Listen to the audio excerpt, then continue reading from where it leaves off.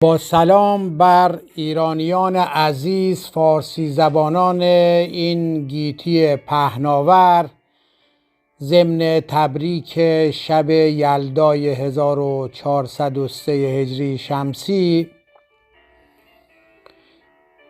از خداوند میخواهم که شما عزیزان، تمام مخاطبین که در آینده و نبودن ما این مراسم رو برقرار میکنند، سرفراز و ایرانی با اقتدار و ایرانی مقتدر از خداوند متعال خواستارم.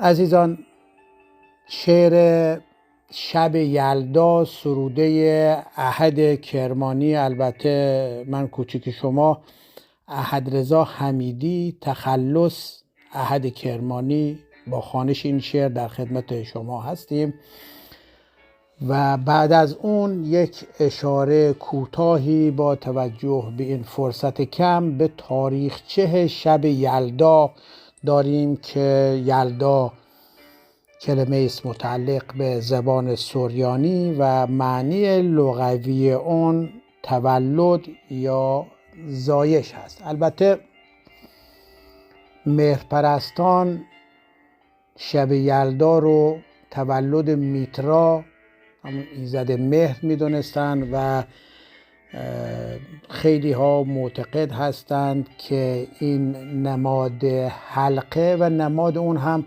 حلقه هست و خیلی ها هم بر این اعتقاد هستند که پیشینه این حلقه ازدواج از این ایزد هست، یعنی ایزد میترا. علی ای حال در ادامه بعد از شعر اشاره به تاریخچه شب یلدا خواهیم داشت. شب یلدا. شب یلدا شبی چندگانه باشد، خوشا آنی که صاحب خانه باشد. شب یلدا به مسکینان عذاب است، خوشا آنی که جامی از شراب است. یکی لبو را کبابی است گران، یکی 100 گنج دارد نهان. یکی لخت و عریان ز بیچارگی، یکی لخت بر ساحل ز بیارگی. یکی شلغم از شام او، یکی را طلایی نگه جام او. در این رهگذر آتشی است در دلم، که وصفش نیاید به قدر قلم. عزیزان، شب یلدا و طولانی بودن این شب به گونه‌ای که در این شعر احد کرمانی توصیف شده، تفاوتش برای فقیر و غنی، برای انسان آزاد و در بند و زندان و برای سالم و مریض متفاوت است.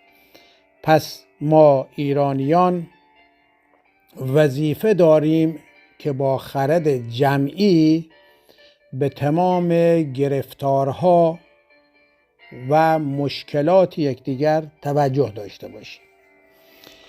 عزیزان، شب یلدا به گونه‌ای که در مقدمه خدمتتون عرض کردم، خود یلدا به معنای لغوی زایش است. البته در افسانه ها و اسطوره های ایرانی حدیث میلاد عشق هم نام برده شده. امیدوارم که این شب با طلوع صبحی خوب و خوش و پر از موفقیت برای شما عزیزان باشد و این نوید رو هم من به تمام مخاطبین و عزیزان دارم که شب یلدای ما آبستن حوادثی است، آبستن طلوع صبح و آزادی. امید است که نسل حاضر در مقابل آیندگان روسفید باشد. یک اشاره خیلی کوتاهی هم من داشته باشم